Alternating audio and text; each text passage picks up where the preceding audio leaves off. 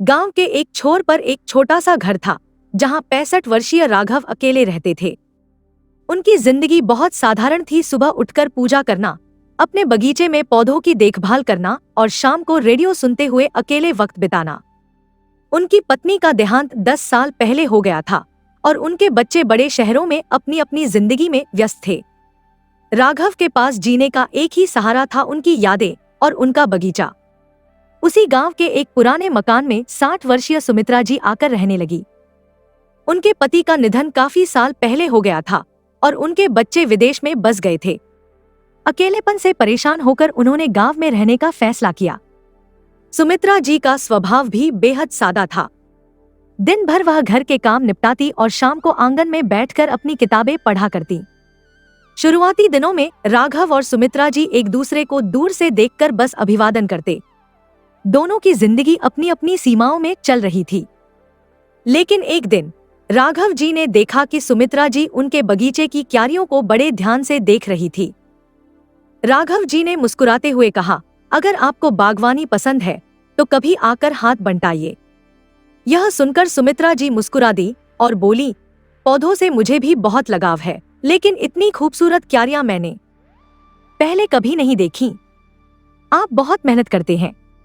यह उनकी पहली बातचीत थी और यहीं से एक अनोखी दोस्ती की शुरुआत हुई। धीरे धीरे उनकी मुलाकातें बढ़ने लगी। सुमित्रा जी अक्सर राघव जी के बगीचे की तारीफ करती और बदले में राघव जी उनके बनाए हुए खाने की। दोनों अपने अपने अकेलेपन को भूलने लगे और एक दूसरे की संगति में खुश रहने लगे। एक दिन बारिश हो रही थी। सुमित्रा जी ने राघव जी को अपने घर आकर चाय पीने का न्योता दिया।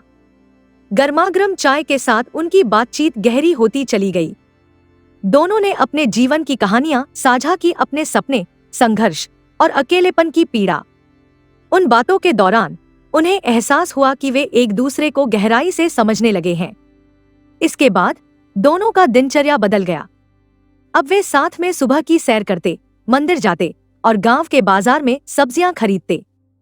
सुमित्रा जी कभी कभी राघव जी के बगीचे में पौधों की देखभाल करती तो कभी उनके साथ मिलकर नई क्यारियां बनाती। राघव जी भी सुमित्रा जी के लिए उनकी पसंदीदा किताबें लाइब्रेरी से लाकर देते। गांव वालों ने भी उनकी इस दोस्ती को स्वीकार किया। उनके बारे में चुपचाप चर्चा तो होती, लेकिन कोई भी उन्हें देखकर मुस्कुराए बिना नहीं रहता। एक दिन राघव जी ने सुमित्रा जी से पूछा, सुमित्रा जी, क्या आपने कभी सोचा है कि इस उम्र में भी कोई साथी मिल सकता है? सुमित्रा जी थोड़ी चौंकी और बोली, आप क्यों पूछ रहे हैं? क्या आपको लगता है कि हमें किसी साथी की जरूरत है?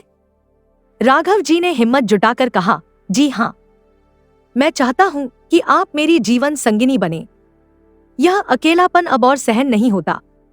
आपके साथ वक्त बिताकर मुझे लगता है कि मैं फिर से जीना शुरू कर रहा हूं। सुमित्रा जी की आंखें भर आईं। उन्होंने कहा, मैंने कभी सोचा नहीं था कि इस उम्र में दिल फिर से धड़क सकता है, लेकिन आपके साथ मुझे फिर से एक नई जिंदगी का एहसास हुआ है। आपका प्रस्ताव मुझे स्वीकार है। कुछ दिनों बाद दोनों ने सादगी से शादी कर ली। गांव के सभी लोग इस खुशी में शामिल हुए। यह शादी उनके लिए सिर्फ एक रस्म नहीं थी, बल्कि उनके अकेलेपन का अंत और नई जिंदगी की शुरुआत थी। अब राघव और सुमित्रा का घर खुशी और प्यार से भर गया। वे साथ में बगीचे में काम करते, खाना बनाते और कभी कभी गांव के बच्चों को अपनी कहानियां सुनाते। उनकी जिंदगी एक दूसरे के सहारे चलने लगी। यह कहानी बताती है कि प्यार की कोई उम्र नहीं होती।